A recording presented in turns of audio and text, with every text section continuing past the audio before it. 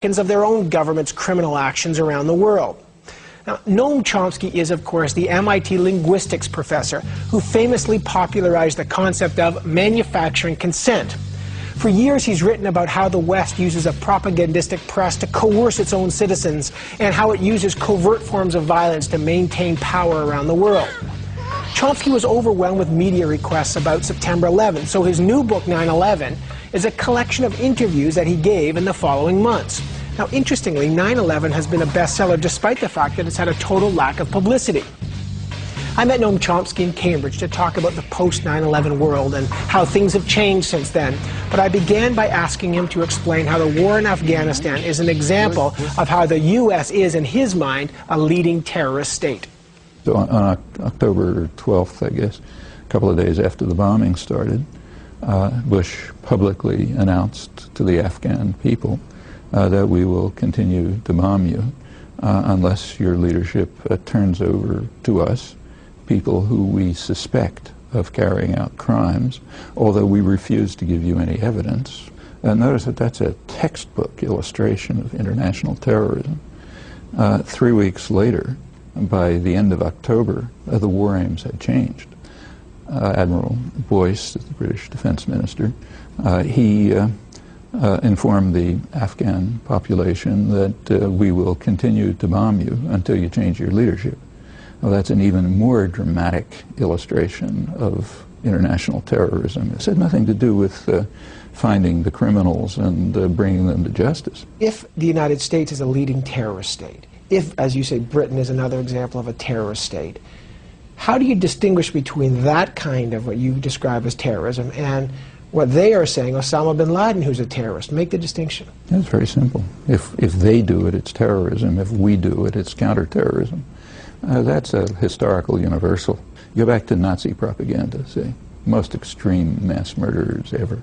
If you look at Nazi propaganda, it's exactly what they said.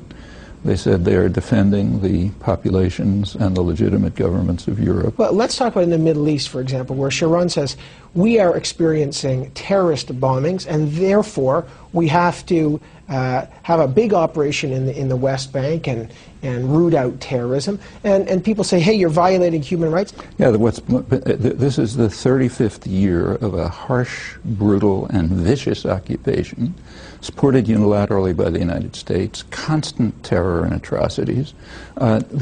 Suppose Palestinians say, well, we're under terrorist attack for 35 years, therefore we have a right to carry out suicide bombings. Which is what they say. Do you accept this?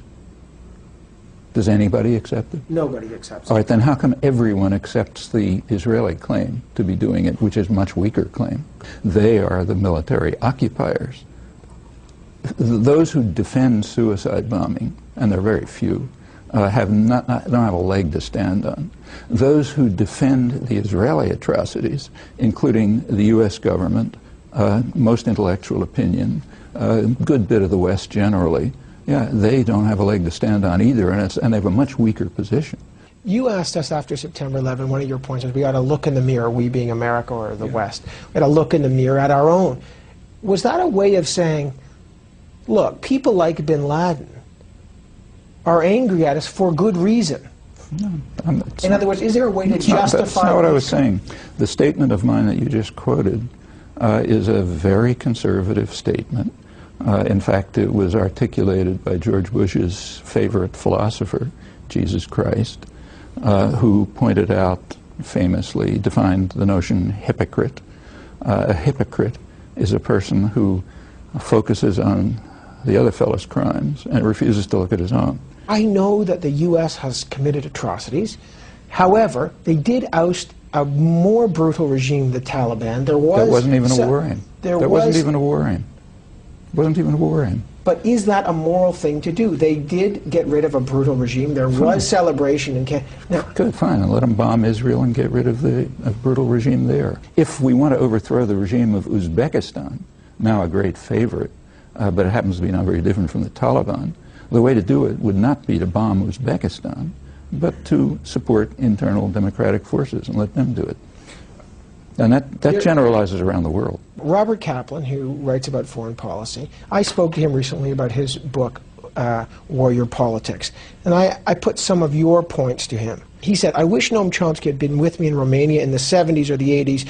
Adult choice of foreign policy is made on distinctions. The argument that Chomsky makes has no distinctions because there's a difference between the quantity and the kind of dictators that America supported and the quantity and the kind of things we went in communist world for 44 years. Okay, so let's take his example, Romania, Ceausescu, hideous regime, which he forgot to tell you the United States supported.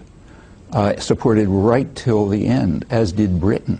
So the example that he gave is a perfect example, and it's a small example, because we support much more brutal regimes. Does that disqualify the U.S. from their intervening in any other way? Look, the Taliban are a terrorist state. That fact doesn't disqualify them from bombing Washington. What disqualifies from doing that is even if they were Mahatma Gandhi, they shouldn't do it. Nobody except the ultra-right-wing jingoists like Kaplan is comparing atrocities by various countries. What honest people are saying is that we should pay attention to our own crimes and stop committing them. This would be true even if we were killing one person, okay?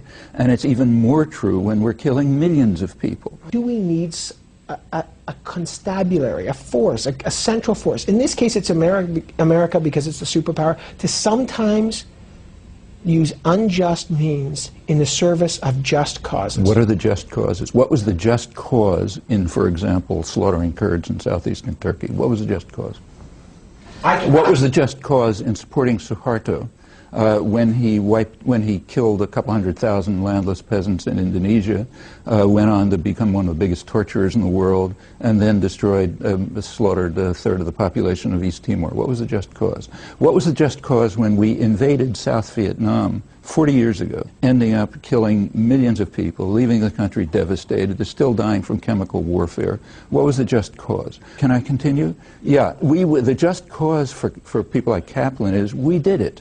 Therefore, it's a just cause. You can read that in the Nazi archives, too.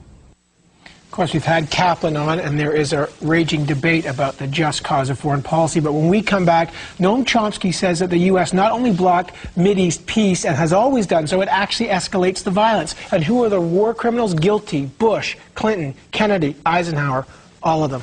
Come on back for more Noam Chomsky.